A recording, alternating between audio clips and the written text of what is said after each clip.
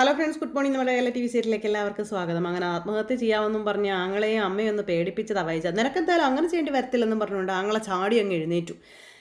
പറഞ്ഞാൽ മനസ്സിലായോ എന്ന് ചോദിച്ചു. അപ്പോഴത്തേക്കും ഭയങ്കര ഇതായിട്ട് ഇങ്ങനെ നിൽക്കുക. പറയുന്ന വർത്താനം കേട്ടില്ലേ അവള് എന്നും പറഞ്ഞുകൊണ്ട് അമ്മ ദേഷ്യപ്പെടും. അപ്പോൾ അങ്ങനെ ഇവർ ഈ കാര്യമെല്ലാം പറഞ്ഞുകൊണ്ടിരിക്കുന്നു. രാജീവനാണെന്നുണ്ടെങ്കിൽ അനിയത്തിയെ സമാധാനിപ്പിച്ചിട്ട് പോകും കേട്ടോ. ഇത് കഴിഞ്ഞതിന് ശേഷം പിന്നെ കാണിക്കുന്നത് നമ്മുടെ രേവതിക്കുട്ടി ഗ്രേസമ്മയെ വിളിക്കാനായിട്ട് വരും. അപ്പോൾ ഗ്രേസമ്മ റൂമിൽ ഒരുങ്ങിക്കൊണ്ടിരിക്കുക. അതെ നമ്മൾ കല്യാണത്തിനൊന്നും അല്ലാട്ടോ പോണേ, ഒരു കൊക്കെ ഇറങ്ങി വേഗം വന്നേ, സമയം പോകുന്നു എന്നും പറഞ്ഞ് രേവതിക്കുട്ടി വിളിച്ചപ്പം വേഗം വരുവാ എന്നും പറഞ്ഞുകൊണ്ട് ഗ്രേസമ്മ. അതിനുശേഷം നമ്മുടെ രേവതിക്കുട്ടി ഫോൺ എടുത്ത് ഇങ്ങനെ ആരെയോ വിളിക്കോ, കുറേ നേരം വിളിച്ച് കിട്ടുന്നില്ല.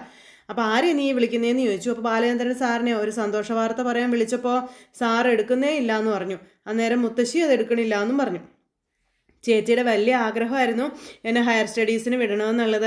അപ്പം ഞാൻ പഠിക്കാൻ പോവുകയാണെന്ന് ചേച്ചിയുടെ അടുത്തൊന്ന് വിളിച്ച് പറയണ്ടേന്ന് ചോദിച്ചപ്പം അല്ലെങ്കിൽ തന്നെ ആദ്യം അഡ്മിഷൻ കിട്ടട്ടെ, എന്നിട്ട് പോരെ വിളിക്കലും പറയലും ഒക്കെ എന്ന് ചോദിച്ചുകൊണ്ട് ഗ്രേസമ്മ ചോദിച്ചു.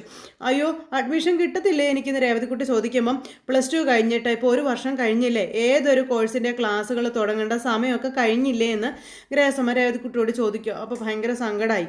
കോളേജിൽ ചെന്ന് ചോദിച്ചാൽ അറിയാം ഇപ്പം തന്നെ ഇരുന്ന് പഠിക്കാൻ പറ്റുമോ അതോ ഇനി വെയിറ്റ് ചെയ്യേണ്ടി വരുമോ എന്നുള്ളതൊക്കെ എന്ന് പറഞ്ഞപ്പോൾ ഈ ആൻറ്റി വെറുതെ നെഗറ്റീവ് അടിക്കുകയാണെന്നും പറഞ്ഞ് ഇങ്ങനെ രേവതിക്കുട്ടി പറഞ്ഞു. അങ്ങളല്ലേ പറഞ്ഞു, അങ്കിളിൻ്റെ ഏതോ ഒരു റിലേറ്റീവ് ജേക്കബിനോട് എന്തൊക്കെയോ പറഞ്ഞിട്ടുണ്ട്, അങ്ങോട്ട് ചെന്നാൽ മതി, എന്നിട്ട് ഇപ്പം ഇങ്ങനെ പറയുന്നതെന്ന് ചോദിച്ചു. അത് ഞാൻ പറഞ്ഞെന്നുള്ളത് ശരിയാണെന്നും പറഞ്ഞ് ചാടിത്തുള്ളി അങ്ങോട്ട് ഓടിക്കയറേണ്ട കാര്യമുണ്ടോ, യോഗ്യത എന്നൊക്കെ അവർ ചെക്ക് ചെയ്യും, എന്നിട്ടൊക്കെ അഡ്മിഷൻ തരത്തുള്ളൂ എന്ന് പറഞ്ഞു നേരം നമ്മുടെ മാമച്ചായൻ. നീ +2 തോറ്റ് തുന്നമ്പാടി ഇരിക്കുകയാണോ നമുക്കറിയില്ലല്ലോ എന്ന് മാമച്ചായൻ പറയുമ്പോൾ അങ്ങനെ ഒരു കാര്യമുണ്ടല്ലോ എന്നും പറഞ്ഞുകൊണ്ട് ഇങ്ങനെ നമ്മുടെ ഗ്രേസം വന്നിട്ട് രേവതിക്കുട്ടിയിട്ട് വാരിക്കൊണ്ടിരിക്കുക രണ്ടുപേരും കൂടി. എന്നിട്ട് പിന്നെ നമ്മുടെ രേവതിക്കുട്ടിയുടെ മാർക്കിനെ പറ്റിയും അതുപോലെ +2 പാസ്സായതിനെ പറ്റിയൊക്കെ ഉള്ള കാര്യങ്ങൾ രേവതിക്കുട്ടി ഇങ്ങനെ പറയാം. എന്നെ കൂട്ടിക്കൊണ്ട് വരുന്ന സ്നേഹനികേതനത്ത് വന്നപ്പോൾ വല്ല ഗമേല എൻ്റെ സർട്ടിഫിക്കറ്റ്സ് ഒക്കെ എടുത്ത് പരിശോധിച്ച് നോക്കിയായിരുന്നല്ലോ എന്നൊക്കെ പറഞ്ഞു കേട്ടോ. എന്നിട്ട് ഞാൻ നോക്കട്ടെ എന്നൊക്കെ പറഞ്ഞായിരുന്നല്ലോ എന്നൊക്കെ ഇങ്ങനെ രേവതിക്കുട്ടി. അപ്പോൾ എന്തൊരു ജാടയൊക്കെ ആയിരുന്നു അന്നെന്നൊക്കെ ചോദിക്കുക. അന്നെന്താ കണ്ണിന് കാഴ്ച ഒന്നും ഉണ്ടായിരുന്നില്ലേ എന്നൊക്കെ ചോദിച്ചു ഇങ്ങനെ നമ്മുടെ രേവതിക്കുട്ടി ദേഷ്യപ്പെടുമ്പോൾ, അയ്യോ അന്ന് ഞാൻ കണ്ണട എടുത്തില്ലായിരുന്നു മാമച്ചായ എന്നും പറഞ്ഞുകൊണ്ട് ഗ്രേസമ്മ ഇങ്ങനെ പറഞ്ഞു. കണ്ണട എടുത്തില്ലായിരുന്നു മാമച്ചായ, ഒന്ന് പോവിടുന്നു. ഏതായാലും നമുക്ക് അഡ്മിഷൻ അവിടെ ചെല്ലുമ്പോൾ അവർ നോക്കിക്കോളും. എൻ്റെ മാർക്ക് ലിസ്റ്റ് കാണുമ്പോഴേ അവരപ്പം തന്നെ അവിടെ ഇരുന്ന് എഴുതി ഒപ്പിട്ട് തരുമെന്ന് നമ്മുടെ രേവതിക്കുട്ടി പറഞ്ഞു. എന്തോന്ന് അല്ല, അഡ്മിഷൻ ഗ്രാൻഡഡ് എന്നും പറഞ്ഞുകൊണ്ട് രേവതിക്കുട്ടി. പിന്നെ നമുക്ക് കാണാമെന്ന് നമ്മുടെ ഗ്രേസമ്മ പറയുമ്പോൾ കാണാം എന്ന് രേവതിക്കുട്ടി. എന്നും പറഞ്ഞുകൊണ്ട് അവർ 3 പേരും കൂടെ അഡ്മിഷൻ എടുക്കാൻ പോവുക. അങ്ങനെ അവരിതേ സ്കൂളിൽ ചെന്നപ്പോൾ ഇനി ആളല്ലേ, മിലിറ്ററിയിലുണ്ടായിരുന്ന ആളല്ലേ എന്നൊക്കെ ചോദിച്ചു. അപ്പോൾ എന്നോട് ജേക്കബ് തോമസ് സാറിനെ പറ്റിയെല്ലാം പറഞ്ഞായിരുന്നു കേട്ടോ എന്നൊക്കെ പറഞ്ഞു കേട്ടോ ആ ടീച്ചർ. അപ്പോൾ ചാക്കോച്ചൻ എൻ്റെ ഒരു റിലേഷനാണെന്നും ഇതെൻ്റെ വൈഫാണ് ഗ്രേസി തോമസ്, ഗ്രേസമ്മ എന്നൊക്കെ പേര് പറഞ്ഞ് പരിചയപ്പെടുത്തി. അപ്പോൾ ഇരിക്കേട്ടോ എന്നും പറഞ്ഞ് അവർ അവിടെ ഇരുത്തുന്നു. നമ്മുടെ രേവതിക്കുട്ടി അവരുടെ ഒപ്പം ഇരിക്കാതെ അവിടെ ഇങ്ങനെ ഭയങ്കര ഇതായിട്ട് ഇങ്ങനെ നിൽക്കുക കേട്ടോ. അവർക്ക് കസേരയൊക്കെ വലിച്ചിട്ട് കൊടുത്തിട്ട്. അപ്പോൾ രേവതി ഇങ്ങനെ അവിടെ നിൽക്കുമ്പോൾ നമ്മുടെ ടീച്ചർ രേവതിക്കുട്ടി ഇങ്ങനെ നോക്കി, രേവതിക്കുട്ടി ചിരിയൊക്കെ ചിരിച്ചിങ്ങനെ നിൽക്കുക. അപ്പോൾ കുട്ടി ഇരുന്നോളാൻ പറഞ്ഞു. അന്നേരം രേവതിക്കുട്ടി അവിടെ ഇരുന്നു. അപ്പോൾ ഭയങ്കര സന്തോഷത്തോടെ രേവതിക്കുട്ടി ഇരിക്കുന്ന. ഇവൾക്ക് വേണ്ടിയാണ് അഡ്മിഷൻ നോക്കുന്നതെന്ന് ചോദിച്ചു. അപ്പോൾ അതേന്ന് പറഞ്ഞു. പഠിപ്പ് നിർത്തിപ്പോയതാ, ഇപ്പോൾ വീണ്ടും ഒരാഗ്രഹം അതാണെന്ന് ഗ്രേസമ്മ ഇങ്ങനെ പറഞ്ഞു. പഠിത്തം ബ്രേക്ക് എടുത്തിട്ട് ഇപ്പോൾ എത്ര കാലമായി എന്ന് ടീച്ചർ ചോദിച്ചു. അപ്പോൾ 1 വർഷം കഴിഞ്ഞു എന്ന് പറഞ്ഞു. +2 പാസ്സായോ എന്ന് ചോദിച്ചു. അതെ, A ഗ്രേഡ് ഉണ്ടെന്നൊക്കെ പറയൂ കേട്ടോ. അപ്പോൾ സർട്ടിഫിക്കറ്റ്സും മാർക്ക് ലിസ്റ്റും എല്ലാം കൊണ്ടുവന്നിട്ടില്ലേ എന്ന് ചോദിച്ചു. ഉണ്ടെന്ന് പറഞ്ഞു. അതൊക്കെ രേവതിക്കുട്ടി കാണിച്ചു കൊടുത്തു. രേവതിക്കുട്ടി കാണിച്ചു കൊടുത്തപ്പോൾ ടീച്ചർ അതെല്ലാം മേടിച്ച് വളരെ കാര്യമായിട്ട് തന്നെ നോക്കുക. അങ്ങനെ പേപ്പറുകളും കാര്യങ്ങളെല്ലാം നോക്കി. സാധാരണ ഈ ടൈമിൽ അഡ്മിഷൻ കൊടുക്കാറില്ല എന്ന് ഈ പേപ്പറുകളും കാര്യങ്ങളെല്ലാം കണ്ടു കഴിഞ്ഞപ്പോൾ പറയും കേട്ടോ. അപ്പോഴത്തേക്ക് രേവതിക്കുട്ടിക്ക് ഭയങ്കര നിരാശയായി, ഭയങ്കര സങ്കടപ്പെട്ട് നിൽക്കുക. കോളേജ് ട്രാൻസ്ഫർ ആണെങ്കിൽ പോലും എലിജിബിലിറ്റി ഇതെല്ലാം ഒരുപാടുണ്ടെന്നൊക്കെ, പ്രൊസീജിയറൊക്കെ ഒരുപാടുണ്ടെന്നൊക്കെ പറയും അവർ. അപ്പോൾ അതൊക്കെ അറിയാം മേഡം, അതിന് കാരണങ്ങൾ എക്സ്പ്ലെയിൻ ചെയ്ത് ക്ലിയർ ചെയ്താൽ പോരെ എന്ന് മാമച്ചായൻ ചോദിക്കുമ്പം നോ, എക്സ്പ്ലനേഷനും കാര്യങ്ങളൊന്നും വേണ്ട, ജേക്കബ് സാറ് റെക്കമെൻഡ് ചെയ്തതല്ലേ എന്ന് മാമച്ചായൻ പറഞ്ഞു. ഡോക്യുമെൻറ്റ്സ് ഒക്കെ ഓക്കെ അല്ലേ മേഡം എന്ന് ചോദിക്കുമ്പം അതൊക്കെ ഓക്കെയാണ്, but last week 2nd semester start ചെയ്തു എന്നാണ് മേഡം പറയാം. അപ്പം അത് കേട്ടപ്പോഴത്തേക്കും ഭയങ്കര ഒരു സങ്കടം രേവതിക്കുട്ടിക്ക്. എന്നും പറഞ്ഞുകൊണ്ട് രേവതിക്കുട്ടി ഇങ്ങനെ സങ്കടത്തോടെ ഇങ്ങനെ നിൽക്കുകയാണ്. പിന്നെ അൺടൈമിലായതുകൊണ്ട് കോംപ്ലിക്കേഷൻസും കാര്യങ്ങളൊക്കെ കേട്ടോ ഞാൻ പറയുന്നതെന്നും പറഞ്ഞ് അഡ്മിഷൻ എടുക്കാനുള്ള ആ ഒരു ഇതെല്ലാം പറഞ്ഞു. പിന്നെ ചെയ്യേണ്ട കാര്യങ്ങളും ഇതെല്ലാം അവർ പറഞ്ഞു കൊടുക്കാം.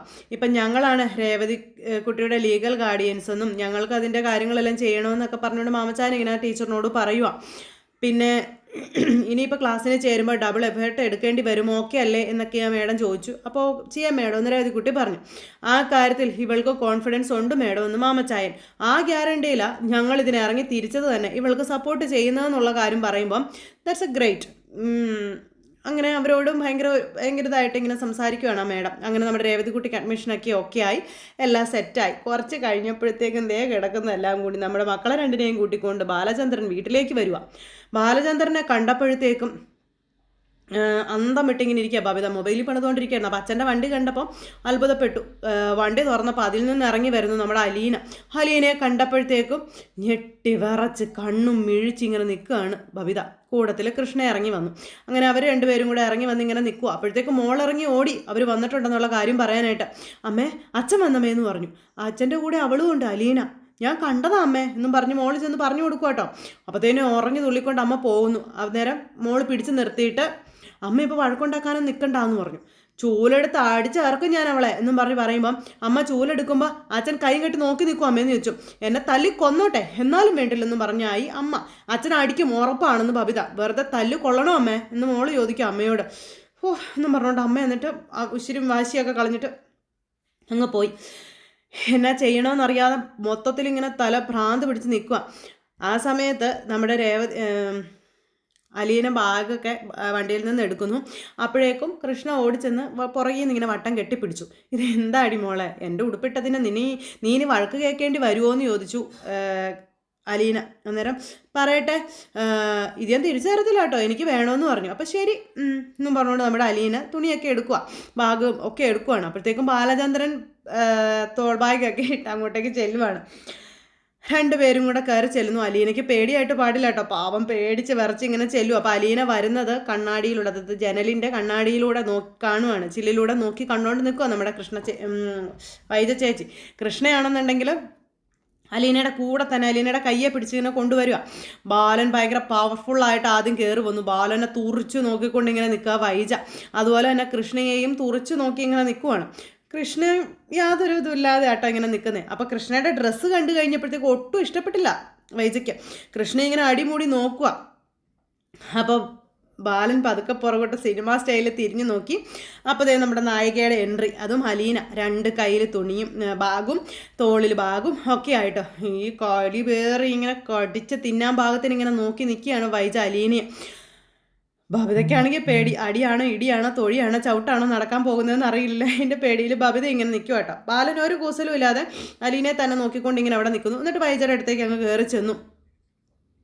ഞാൻ അലീനയെ തിരിച്ചു വിളിച്ചുകൊണ്ട് വന്നിരിക്കുകയാണെന്ന് വൈജയോട് ബാലൻ പറഞ്ഞു. നീ നിൻ്റെ അഹങ്കാരം കൊണ്ട് ആട്ടി ഇറക്കി വിട്ടതാണ് അലീനയെ ഈ വീട്ടിൽ നിന്ന്. ഒന്നും മിണ്ടുന്നില്ല വൈജ. അപ്പോൾ ബബിത ഇങ്ങനെ ഭയങ്കര കലിപ്പോട് കൂടി നോക്കുവാണ് അലീനയെ. അലീന പാവം പേടിച്ചു വരച്ച് ഇങ്ങനെ നിൽക്കുവാണ്. നല്ല മനസ്സോടെ മകളെപ്പോലെ കണ്ട് സ്നേഹിച്ചാൽ നിനക്ക് നല്ലത് എന്ന് ബാലചന്ദ്രൻ പറഞ്ഞു. അതല്ല ഇനിയും എതിർക്കാനും ഗുസ്തി പിടിക്കാനുമാണ് നിന്റെ ഉദ്ദേശമെങ്കിൽ നിന്റെ ജീവിതം മഹാദുരിതമായിരിക്കുമെന്ന് പറഞ്ഞു. അപ്പോൾ എനിക്ക് ആ ദുരിതം മതി, സൗഖ്യം വേണ്ട എന്ന് വൈജ ബാലനോട് പറയണു. നിന്റെ മനസ്സ് പോലെ തന്നെ നിനക്കത് എത്രയും പെട്ടെന്ന് കിട്ടട്ടെ എന്ന് ബാലൻ അന്നേരം ഒരു ശാപവും കൂടി അങ്ങ് കൊടുത്തു വൈജയ്ക്ക്. അയ്യോ എന്ന് പറഞ്ഞുകൊണ്ട് അലീന ഇങ്ങനെ നിൽക്കുക. ഞാനും ഇവളും കൂടി ഈ വീട്ടിൽ വേണോ അതോ രണ്ടിലൊരാൾ മാത്രം മതിയോ എന്ന് ഞാൻ എൻ്റെ വീട്ടുകാരോടും കൂടി ഒന്ന് ആലോചിക്കട്ടെ. ആരും ഇല്ലാത്തവളൊന്നും അല്ല ഞാനൊന്ന് വൈജ പറയുമ്പം നീ ആലോചിച്ചോ, നീ എങ്ങനെ വേണമെങ്കിലും ആലോചിച്ചോ എന്നും പറഞ്ഞ് ബാലൻ നേരെ പിള്ളേരുടെ അടുത്തേക്ക് ചെല്ലുക. അതായത് കൃഷ്ണയുടെയും അതുപോലെ തന്നെ അലീനയുടെ അടുത്തേക്ക്. അവിടെ ചെന്നിട്ട് അലീന വന്നേ ബാ എന്നും പറഞ്ഞ് അലീനയും വിളിച്ചുകൊണ്ട് ബാലൻ അങ്ങ് പോകുക കേട്ടോ. കൃഷ്ണ ഇങ്ങനെ നോക്കി നിൽക്കുവാണ്. അപ്പോൾ അച്ഛനും അലീന ചേച്ചിയും കൂടെ അങ്ങ് പോകുന്നത് നോക്കി കണ്ടിട്ട് നമ്മുടെ കൃഷ്ണ നേരെ വൈജയുടെ അടുത്തേക്ക് വന്നു. വൈജ അന്നേരത്തേനും ഇതിനെയും തുറച്ച് നോക്കി നിൽക്കുക. അമ്മ വഴക്കേന് നിൽക്കണ്ട, അമ്മ തോറ്റു പോവും. അച്ഛനോട് ഇനിയും മത്സരിച്ചാലേ അമ്മ തോൽവിയുടെ പടുകുഴിയിലേക്ക് വീഴുമെന്ന് കൃഷ്ണ പറയുക. അപ്പോൾ അമ്മ മോളെ ഇങ്ങനെ തുറച്ച് നോക്കിയിട്ട് ഇങ്ങനെ അടിമുടി നോക്കുക കേട്ടോ. ആ പോക്ക് ബാലൻ അലീനയും കൊണ്ട് മുത്തശ്ശിയുടെ മുറിയിലേക്കാണ് ചെല്ലുന്നത്. അപ്പോൾ അലീനയും കൊണ്ട് മുത്തശ്ശിയുടെ മുറിയിലേക്ക് ചെന്ന് കഴിഞ്ഞപ്പോൾ മുത്തശ്ശി ഞെട്ടലോട് കൂടി നോക്കും. അലീനയെ കണ്ടപ്പോൾ ഒട്ടും വിശ്വസിക്കാൻ പറ്റിയില്ല പുള്ളിക്കാരിക്ക്. അലീന പാവം പേടിച്ച് വരച്ചിങ്ങനെ നിൽക്കുക കേട്ടോ. എന്ത് പറയണമെന്നോ എന്ത് ചെയ്യണമെന്നോ അതിനറിയില്ല. അപ്പോൾ കണ്ണു മിഴിച്ച് നോക്കണ്ട, ഇവിടെ മുമ്പുണ്ടായിരുന്ന അലീന തന്നെയാ, പ്രത്യേകിച്ച് മാറ്റമൊന്നും വന്നിട്ടില്ല എന്ന് മുത്തശ്ശിയോട് പറഞ്ഞു. എനിക്കെന്നാ അലീനയെ കണ്ടാൽ അറിയത്തില്ലേടാ ബാല എന്ന് മുത്തശ്ശി ചോദിച്ചു. പിന്നെന്താണ്ടാ നീ അങ്ങനെ പറയണേ? എല്ലാവരുടെയും മനസ്സിലിരിപ്പ് അറിയാവുന്നത് കൊണ്ടാണെന്ന് ബാലൻ അന്നേരം മുത്തശ്ശിയോട് പറഞ്ഞു. ഒരു കാര്യം അമ്മയും ഓർത്തിരിക്കുന്നത് നല്ലതാണെന്ന് ബാലൻ പറയാം. ഇത് നെടുപുരയ്ക്കൽ ബാലചന്ദ്രമേനോന്റെ വീടാ, കൈതക്കൽ മാളിക വീടല്ല. അപ്പം എനിക്കറിയാം, നീ പറഞ്ഞു തരണ്ട എന്ന് മുത്തശ്ശി. ചില നേരത്ത് ചിലരൊക്കെ മറന്നു പോകുന്നു. ഇവളെ നിങ്ങളെല്ലാവരും കൂടെ ചേർന്ന് പിടിച്ചിറക്കി വിട്ടതാണെന്ന് പറഞ്ഞപ്പോൾ ഞാൻ ഈ കട്ടിൽ നിന്ന് എഴുന്നേറ്റിട്ടില്ല എന്ന് മുത്തശ്ശി പറയുന്നു. ഇവളെ ഇറക്കി വിടാൻ പിന്തുണ പ്രഖ്യാപിച്ച് എല്ലാവരും അതിൽ പങ്കാളികളല്ലേ എന്ന് ബാലൻ അന്നേരം അമ്മയോട് ചോദിച്ചു. മിണ്ടാട്ടം ഉണ്ടോ? മിണ്ടാട്ടം ഇല്ല. മിണ്ടാതെ എവിടെ ഇങ്ങനെ ഇരുന്ന് കേൾക്കാനല്ലേ പറ്റുള്ളൂ. അതൊക്കെ പോട്ടെ, കഴിഞ്ഞ പോയ കാര്യമൊന്നും ഞാൻ എടുത്തിടുന്നില്ല. ഞാൻ ഇവളെ പിറകെ പോയി തിരിച്ച് വിളിച്ചുകൊണ്ട് വന്നിരിക്കുകയാണെന്ന് ബാലൻ പറഞ്ഞു. അത് നന്നായെന്നേ ഞാൻ പറയത്തുള്ളൂ എന്ന് മുത്തശ്ശി പറയുമ്പോൾ, അത് എന്നോട് പറഞ്ഞാൽ പോരാ, മകളെ വിളിച്ചുകൂടി പറയാൻ പറഞ്ഞു. മുത്തശ്ശി ആ പാലത്തിലും ഈ പാലത്തിലും കൂടെ നിൽക്കുവാണ്. അവിടെയും കൂടും ഇവിടെയും കൂടും, എന്നിട്ട് ഇങ്ങനെ അങ്ങോട്ടും ഇങ്ങോട്ടും ഓരോന്ന് പറഞ്ഞു മുത്തശ്ശി നല്ല മിടുക്കിയായിട്ട് ഇങ്ങനെ ഇടയ്ക്ക് നിൽക്കുന്നുണ്ട്. അവൾക്ക് മാന്യമായി നിൽക്കാൻ കഴിഞ്ഞാൽ അത് അവൾക്ക് നല്ലതാണെന്ന് മോളോട് പറയാൻ പറഞ്ഞു. അല്ലെങ്കിലേ അമ്മയും മോളും കൊല്ലപ്പള്ളിയിലോട്ട് ഓടേണ്ടി വരുമെന്ന് ബാലൻ പറയുന്നു. അമ്മ ഞെട്ടി. ഞാനത് അവളോട് പറയാമെന്ന് പറഞ്ഞു. ദുബായിലും സിംഗപ്പൂരിലും നീലഗിരിയിലുള്ള ആൺമക്കളോടും വിളിച്ചു പറഞ്ഞേക്കണം ബാലചന്ദ്രൻ്റെ കുടുംബത്തിൽ കയറി കളിക്കാൻ വന്നേക്കരുതെന്ന്. ബാലചന്ദ്രൻ അവൻ്റെയൊക്കെ കുടുംബം കലക്കാനും പോയിട്ടില്ല, നന്നാക്കാനും പോയിട്ടില്ല എന്ന് ബാലൻ പറയും അമ്മയോട്. ഒരുത്തൻ ഈ ഇടയ്ക്ക് വന്നിട്ട് പോയായിരുന്നല്ലോ, എന്നാത്തിനാ ബാല നീ എന്നോട് ഇങ്ങനെയൊക്കെ സംസാരിക്കുന്നത് എന്ന് അമ്മ അന്നേരം ചോദിച്ചു. നീ ജനിച്ചപ്പോൾ മുതൽ നിന്നെ കാണുന്നല്ലേ ഞാനെന്ന് ചോദിച്ചപ്പോൾ ബാലനൊരു നോട്ടം. കൈതക്കൽ മാളിക വീട്ടിൽ അടുക്കളപ്പുറത്ത് നിനക്ക് എത്ര തവണ വിളമ്പി തന്നിട്ടുണ്ടടാ ഞാൻ എന്ന് അമ്മ ബാലനോട് ചോദിക്കുമ്പോൾ, അറിയാം ബാലചന്ദ്രനെ എല്ലാം ഓർമ്മയുണ്ട്. തന്നതും തിന്നതും അണ്ണാക്കിലോട്ട് വെച്ചതും ഇടിയിപ്പിച്ചതും എല്ലാം ഓർമ്മയുണ്ടെന്ന് ബാലൻ പറയുമ്പോൾ അമ്മ അന്തം വിട്ട് ബാലനെ നോക്കുക. തിന്നാൻ കൊടുത്ത കണക്ക് പറഞ്ഞതിനെ കൊടുത്തു അമ്മയ്ക്കിട്ട് അണ്ണാക്കിൽ തന്നെ നമ്മുടെ ബാലൻ. ഇതൊക്കെ കേട്ട് അലിയനെ ഇങ്ങനെ വല്ലാണ്ട് നിൽക്കുക. നിങ്ങളുടെ മകനും മരുമോളും കൂടെ നോക്കുന്ന രീതി കണ്ടിട്ട് ഞാനാ പറഞ്ഞത് വൈജോട് അമ്മയെ വിളിച്ച് ഇങ്ങോട്ട് കൊണ്ടുപോകാമെന്ന്, അവർ ജീവനോടെയെങ്കിലും കിടന്നോട്ടേന്ന്. ഒന്നിനും ഒരു കുറവും വരുത്തിയിട്ടില്ലല്ലോ ബാലചന്ദ്രൻ, ഉണ്ടോയെന്ന് ചോദിച്ചു. അപ്പം ഇല്ല എന്ന് പറഞ്ഞു. മകൾക്ക് അമ്മയെ രക്ഷിച്ചവളോട് നന്ദിയല്ല, വെറുപ്പും വിരോധവും. എന്താ കാര്യം? അവൾക്ക് സൗന്ദര്യം കൂടിപ്പോയി, അവൾ ആത്മാർത്ഥമായി ജോലി ചെയ്യുന്നവളായിപ്പോയി, അവൾ ഇവിടുത്തെ ഓരോ കുടുംബാംഗത്തെയും സ്നേഹിക്കുന്നവളായിപ്പോയി. എല്ലാം വലിയ കുറ്റങ്ങളല്ലേ എന്നും പറഞ്ഞ് ബാലൻ അമ്മയെ എടുത്തിട്ട് ഉടുക്കും അവിടെ ഇട്ടിട്ട്. പുള്ളിക്കാരിക്കൊന്നും മിണ്ടാനും ഇല്ല. അലീനയാണെങ്കിൽ ധർമ്മസങ്കടത്തിൽ ഒന്നും മിണ്ടാനില്ലാണ്ട് ഇങ്ങനെ നിൽക്കുക. കുറച്ച് കഴിഞ്ഞപ്പോഴത്തേക്കും നമ്മുടെ മൂത്ത മകൻ ഇറങ്ങി വരുന്നു. മകൻ ഇറങ്ങി വന്ന് കൃഷ്ണയെ നോക്കുക. അപ്പോൾ ചുരിദാറൊക്കെ ഇട്ട് ഇങ്ങനെ നിൽക്കുമല്ലേ. അപ്പം അച്ഛൻ വന്നെന്ന് മകനും മനസ്സിലായി. അനിയത്തെ അടിമുടി നോക്കി ഇങ്ങനെ നിൽക്കുന്നു. അപ്പം നിൻ്റെ ബാഗും സാധനങ്ങളൊക്കെ സൗകര്യം പോലെ എവിടെയൊന്ന് കൊണ്ട് വെക്കാൻ പറഞ്ഞു ബാലൻ. എന്നിട്ട് ബാലൻ അവിടെ നിന്ന് അങ്ങ് ഇറങ്ങി പോവുക. ബാലൻ ഇറങ്ങിപ്പോയപ്പോൾ അലീന മുത്തശ്ശിയുടെ മുറിയിൽ തന്നെ എല്ലാം അവിടെ അങ്ങനെ വെച്ചു. അപ്പോൾ അങ്ങനെ അലീന അതെല്ലാം എടുത്ത് വെച്ചുകൊണ്ടിരിക്കുന്നു. അപ്പോഴത്തേക്ക് നമ്മുടെ ബാലൻ ഒരു കാര്യം കൂടി ഞാൻ പറഞ്ഞേക്കാം, ഇവളിവിടുത്തെ വേലക്കാരിയും കൂലിക്കാരിയും ഒന്നും അല്ല, ബാലചന്ദ്ര മേനോൻ്റെ മകളാണെന്ന് പറയുമ്പോഴേക്കും അന്തം വിട്ടിങ്ങനെ നോക്കുക അമ്മ. അലീനയ്ക്ക് പേടിയായിട്ട് പാടില്ല. അലീന പേടിച്ച് വിറച്ചിങ്ങനെ നിൽക്കുക. ഞാൻ അവളെ ഇങ്ങ് ദത്തെടുത്തു എന്നും ബാലൻ പറയുവാണ്. ഇനി അങ്ങനെയേ കാണാവുള്ളൂ, പറഞ്ഞത് മനസ്സിലായോ എന്ന് ചോദിച്ചു.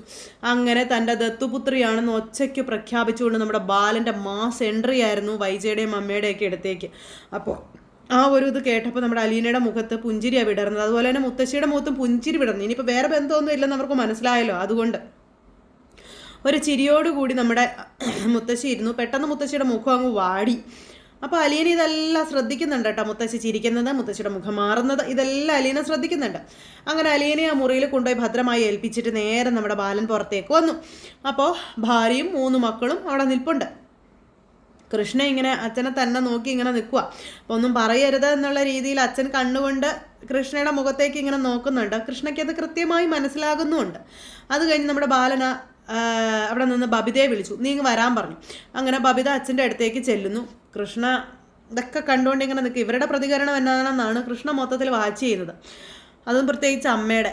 അപ്പോൾ ബബിത അടുത്തേക്ക് വന്നു. വലിയ ആൾ കളിച്ച് രോഹിത് ഒഴിഞ്ഞു മാറി കയറി പോകാൻ നോക്കിയപ്പോഴത്തേക്ക് രോഹിത് എങ്ങോട്ട് പോകും, അവിടെ നിൽക്കാൻ പറഞ്ഞു അച്ഛൻ മോനോട്. 2 സ്റ്റെപ്പ് താഴോട്ട് ഇറങ്ങി നിൽക്കടാന്ന് പറഞ്ഞു. അപ്പോൾ അച്ഛൻ്റെ മേളിൽ കയറി നിൽക്കണ്ട എന്നുള്ളൊരിതിൽ താഴേക്ക് ഇറങ്ങി നിന്നു. ആ സമയത്ത് വൈജ ഇങ്ങനെ നോക്കി നിൽക്കുക. ഈ വീട് ആരുടെ പേരിലാണ് ഉള്ളതെന്ന് ചോദിച്ചു. അപ്പോൾ അച്ഛൻ്റെ പേരിലാണെന്ന് പറഞ്ഞു ബബിത. ഇവിടുത്തെ കുടുംബനാഥൻ ആരാണെന്ന് ചോദിച്ചു. അച്ഛനാണെന്ന് പറഞ്ഞു. ഈ കുടുംബത്തിലെ എല്ലാവരുടെയും കാര്യങ്ങൾ ഇതുവരെ നോക്കി നടത്തിയിരുന്നത് ആരാണെന്ന് ചോദിച്ചു. അതും അച്ഛനാണെന്ന് പറഞ്ഞു. ഇതെല്ലാം ബബിതയാണ് പറയുന്നത്. നിങ്ങളുടെ fees, medical care, food, dress, മറ്റാവശ്യങ്ങൾ എല്ലാം നോക്കി നടത്തിക്കൊണ്ടിരിക്കുന്ന ആളാരാ? അമ്മയാണോ എന്ന് ചോദിച്ചു. അന്നേരം മോളിങ്ങനെ അമ്മയൊന്ന് നോക്കി, എന്നിട്ട് അല്ല എന്ന് പറഞ്ഞു. അമ്മാവന്മാരാണോ? അല്ല. അമ്മ തുറച്ചു നോക്കിക്കൊണ്ട് നിൽക്കുക. അപ്പം അച്ഛനാണെന്ന് പറഞ്ഞു. ആ അച്ഛനെ ഒളിച്ചും മറിച്ചും ചതിച്ചും ഈ വീട്ടിൽ എത്ര നാൾ ജീവിക്കാൻ പറ്റുമെന്ന് ചോദിച്ചു. അപ്പം അങ്ങനെയൊന്നും ചെയ്തില്ലല്ലോ അച്ഛാ എന്ന് ബബിത പറയുമ്പോൾ ചെയ്തല്ലോ. കഴിഞ്ഞ ആഴ്ച നിങ്ങളിവിടെ എന്താ ചെയ്തേ? അലിയനെ ഇവിടെ നിന്ന് പിടിച്ചു വലിച്ചു കൊണ്ടുപോകുമ്പോൾ അച്ഛൻ മുകളിലുണ്ടായിരുന്നല്ലോ, ഇല്ലേ? ഞാൻ ചെലവിന് കൊടുത്ത് ഞാൻ വളർത്തുന്ന എൻ്റെ മക്കൾക്ക് എന്നോട് കൂറും നന്ദിയും ഉണ്ടായിരുന്നെങ്കിൽ എന്തായിരുന്നു ചെയ്യേണ്ടിയിരുന്നത്? പുറമേന്ന് ആക്രമണം നടത്താൻ വേണ്ടി അതിക്രമിച്ച് കയറി ഈ വീട്ടിൽ നിന്ന് ഒരാളെ പിടിച്ചു വലിച്ചു കൊണ്ടുപോയപ്പോൾ അത് തടയണ്ടായിരുന്നോ എന്ന് ബാലൻ ചോദിക്കപ്പോഴത്തേക്ക് അലീന അമ്മയുടെ മുറി തുറന്ന് ഇറങ്ങി വന്നു. അതും ഒരു പെൺകുട്ടിയെ 2 പുരുഷന്മാർ ചേർന്ന് ആക്രമിക്കുമ്പോൾ നിങ്ങൾ എതിർക്കണമായിരുന്നു അല്ലേ എന്ന് ബാലൻ ചോദിക്കാം. അപ്പോഴേക്കും അലീനയെ ഈ വൈജ കണ്ടു. അതിനെ തുറച്ചു നോക്കി ഇപ്പോൾ ദഹിപ്പിച്ച് തീർക്കും എന്നുള്ള രീതിയിൽ നോക്കി നിൽക്കുന്നിടത്ത് ഇന്നത്തെ നമ്മുടെ കഥ അവസാനിച്ചു. അപ്പോൾ എല്ലാവരും കാത്തിരുന്ന് കാണണോട്ടെ. എല്ലാവർക്കും നല്ലൊരു ദിവസം ആശംസിക്കുകയാണ്. എല്ലാവർക്കും ടാറ്റ.